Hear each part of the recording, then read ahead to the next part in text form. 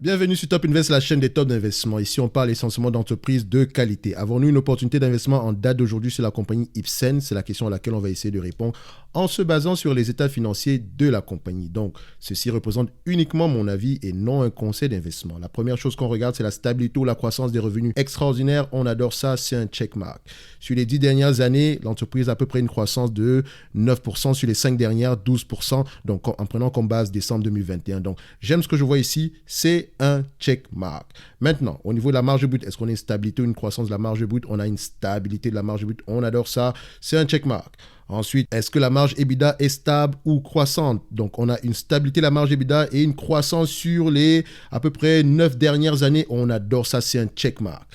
On peut constater ici que un revenu supplémentaire entraîne une augmentation des marges, d'accord? Donc, l'entreprise est de plus en plus efficiente parce que la marge brute est stable. Quand vous remarquez que la marge brute est stable et que la marge EBITDA augmente, ça veut dire que l'entreprise est de plus en plus efficiente. Donc, tout revenu supplémentaire entraîne des marges élevées, des marges bénéficiaires élevées, entre parenthèses, bien sûr. Donc ici, parce que la marge EBITDA, ce n'est pas la marge bénéficiaire. Donc, ça fait partie des marges bénéficiaires, mais ça, c'est avant les intérêts, la dépréciation, l'amortissement et les taxes. D'accord? Mais c'est déjà une bonne information. On aime ça, c'est un checkmark. Ensuite, au niveau de la dette, est-ce que la dette nette sur EBITDA ici est aux alentours ou inférieure à 5? Ici, on a une dette nette sur EBITDA aux alentours de 0,1. L'entreprise n'est presque pas endettée du tout. C'est un gros checkmark, on adore ça. En termes de volume, parce que je vais faire le calcul ici manuellement, l'entreprise a à peu près 130 millions d'euros de dette nette. D'accord? La dette nette est aux alentours de 130 millions d'euros. D'accord? Donc, en termes de marge, qu'est-ce que ça nous donne ici? Vu qu'on va calculer la valeur de l'action ici manuellement. OK. Vous remarquez que la marge des free cash flow augmente sur les dernières années, à peu près sur les 10 dernières années. On a une augmentation des marges des free cash flow. OK. En moyenne, on a 20%. D'accord? Enfin, quand je dis en moyenne, par rapport, on va dire par rapport à tout casser aux 5 dernières années, on a 20% de marge bénéficiaire. Je sais que sur les dernières années, c'est 27%, mais on ne va pas se dire que c'est durable. Déjà, il faut savoir pourquoi est-ce qu'on a ces marges bénéficiaires à 20% ou à 27% et est-ce que c'est durable. On s'est rendu compte ici que l'entreprise est de plus en plus efficiente. Vous remarquez qu'entre 2012 et 2021, on a une croissance des marges des free cash flow. Et qu'est-ce que vous constatez ici? Entre 2012 et 2021, l'EBITDA également est croissant en termes de marge. Donc, dépendamment de ce que fait l'entreprise ici aujourd'hui, ça peut être durable ou pas. C'est une entreprise biotechnologique, donc je ne sais pas si les brevets qu'elle a présentement sont durables ou arrivent à expiration bientôt. Tout dépend.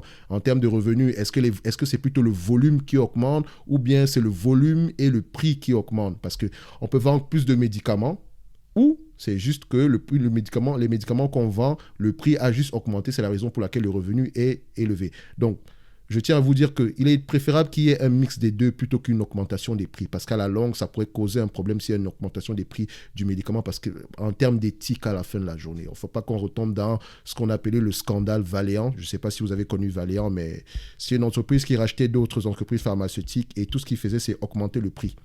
D'accord? Donc, ils avaient des marges bénéficiaires élevées.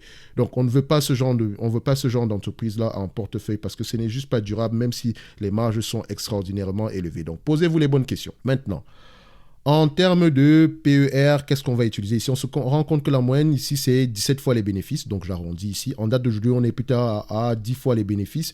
Donc, on va se dire que je vais être gentil. Je vais calculer l'entreprise ici à 20 fois les bénéfices. D'accord? Entreprise pharmaceutique, les revenus augmentent, les marges augmentent, donc elle peut s'échanger à des multiples plus élevés. Donc, juste pour faire simple, je vais juste prendre un seul multiple de PER. Donc, 20 fois les bénéfices, 20% de marge bénéficiaire. Vu qu'on va le faire manuellement, qu'est-ce que ça va nous donner? Premièrement, on a besoin de quoi? Du revenu. Donc, on sous-entend que le revenu actuel est de 3 milliards et qu'il n'y a pas de croissance. D'accord? Si vous voulez ajouter la croissance, libre à vous. D'accord? Vous pouvez le faire la même chose, mais vous pouvez ajouter la croissance de vous-même. Donc, 3 milliards, c'est le revenu. Ensuite, ça, vu qu'on a le revenu, on a besoin de quoi d'autre? On a besoin de free cash flow. La marge des free cash flow ici, c'est 20%. D'accord? La dette nette ici, en date d'aujourd'hui, est de 130 millions. D'accord? Le nombre d'actions ici aujourd'hui, donc le nombre d'actions est de 82 500 000. Donc on va arrondir à 83 millions, juste pour faire simple. D'accord? 83 millions, ça ne change pas grand-chose. Maintenant, quelle information il nous manque ici? Le PER. Donc, on a un PER ici de 20 fois les bénéfices. OK. 20% de 3 milliards, ça donne combien? Ça donne ici 600 millions. D'accord? Donc 20% de 3 milliards, ça donne 600 millions. Donc je vais le recommencer ici. Donc 20%, donc quand on prend ici 3 milliards multiplié par 20%, donc 0,2, ça donne ici 600 millions. D'accord? 600 millions multiplié par 20 fois les bénéfices, donc ça c'est notre première étape. Donc multiplié par 20 fois les bénéfices qui est la deuxième étape, ça donne ici à peu près 12 milliards. D'accord? 12 milliards. Maintenant, ce 12 milliards moins la dette nette 130 millions ici, donc c'est notre troisième étape, ça donne combien ici? Donc on va prendre la petite calculatrice. On prend 12 milliards moins 130 millions, ça donne ici 11 milliards 870 millions. D'accord? Et on le divise par le nombre d'actions qui est de 83 millions ici, donc c'est notre quatrième étape. Ça nous donne ici 143 € l'action. Donc, avec un revenu de 3 milliards stable dans le temps, si c'est plus élevé, tant mieux, parce que je n'ai pas ajouté de croissance ici. Un free cash flow de 20%, d'accord? Une dette nette de 130 millions, d'accord? Ça peut diminuer. Donc, si la dette nette augmente, ça aura un effet négatif sur notre prix, d'accord? Tout dépend également du revenu, toutes choses étant égales par ailleurs. Donc, avec un nombre d'actions à 83 millions et un PER de 20, ça donne 143 € l'action. Vu que c'est une compagnie pharmaceutique, je veux me protéger au maximum. Je ne veux pas être très optimiste ni trop pessimiste. Tout va dépendre également de mes lectures pour pouvoir apprécier la qualité même de cette entreprise. Mais j'aime déjà les chiffres que je vois ici. En date d'aujourd'hui, on a un prix de 95,40 €. Donc, ce qui veut dire que par rapport au prix actuel qu'on a calculé, qui était aux alentours de 143 €, donc on a une opportunité d'investissement. Mais faites attention aux entreprises pharmaceutiques. Vous pouvez avoir des revenus extraordinaires ici élevés, extraordinaires ici aujourd'hui. Et dans 2 ou 3 ans, vu que les brevets vont arriver à expiration, je ne dis pas que c'est le cas pour Ipsen, les revenus vont commencer à décroître ou bien les marges vont commencer à décroître. C'est pour ça qu'il faut vraiment connaître son sujet. C'est très important de lire les rapports financiers dans cette compagnie-ci. D'accord? Donc, 143 €, on se dira que c'est une opportunité d'investissement en date d'aujourd'hui selon les états financiers. Maintenant, il faut lire les rapports financiers pour confirmer cela. D'accord? Donc, ça reste une belle opportunité. Donc, je dirais, idéalement, personnellement, j'aimerais acheter cette entreprise avec une protection supérieure. Donc, vu que je n'ai pas mis de croissance, si la croissance continue, c'est déjà une bonne protection. Également, si les marges continuent à augmenter, c'est également une double protection. Et voilà, si l'entreprise vient à se négocier à 70 €, ça pourrait également être une triple protection pour moi. Tout dépend également de la qualité même de l'entreprise. Donc, j'aime ce que je vois ici aujourd'hui.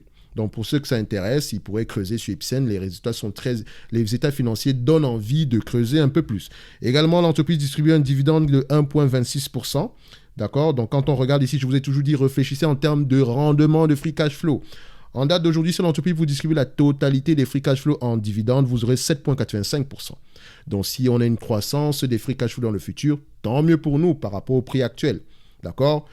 Et en date d'aujourd'hui, le rendement du dividende est de 1,21. Donc, l'entreprise a le potentiel de pouvoir continuer à faire croître le dividende. Je pense même que c'est ce qu'ils font généralement. Donc, le dividende ici est safe si et seulement si le revenu et les marges restent stables. Donc, j'aime ce que je vois ici. C'est un checkmark par rapport au dividende. Il est safe. Donc, pour Ipsen, opportunité d'investissement, mais lisez vos rapports financiers pour avoir la confirmation. D'accord? Donc, c'est ce que je pouvais dire par rapport à cette compagnie-ci. On se donne rendez-vous sur la prochaine vidéo et d'ici là, portez-vous bien. Merci.